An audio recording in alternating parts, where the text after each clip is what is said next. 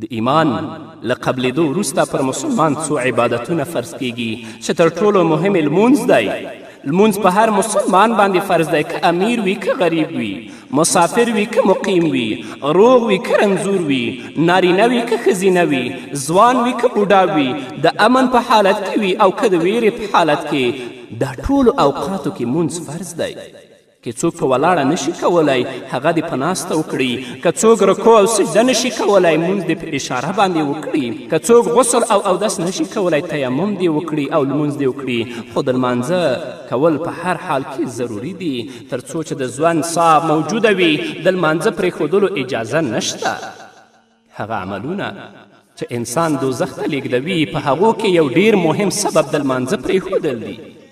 په سورة مدثر کې الله رب العزت فرمایي ما سلککم فی سقر قالوا لم نک من المصلین ولم نک نطعم المسکین وكنا نخوض مع الخائدین وكنا نکذب بیوم الدین حتی اتانا الیقین. هلته به د جهنمیانو نه پوښتنه وکړي تاسو کوم عمل دوزخ ته اچولی یاست؟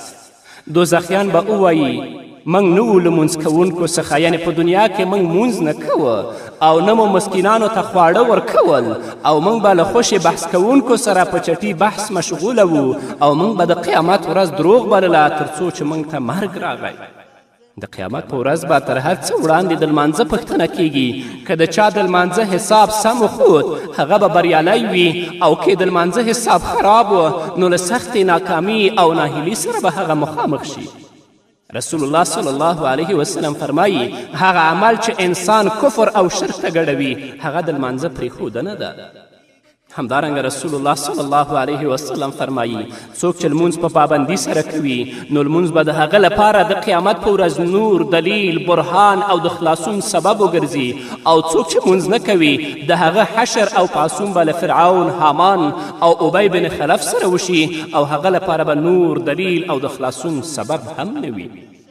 نو راشي قدرمنو اوریدونکو مسلمانانو ورونو او خویندو چې د لمانځه پابند شو چې دا زموږ مونځ زموږ لپاره د خلاصون سبب وګرځي، او که خدای وکړه موږ بېلمازي اختیار کړه لمنځونه نه کول نو دا عمل به د دې لامل شي چې موږ جهنم ته وصل کړي.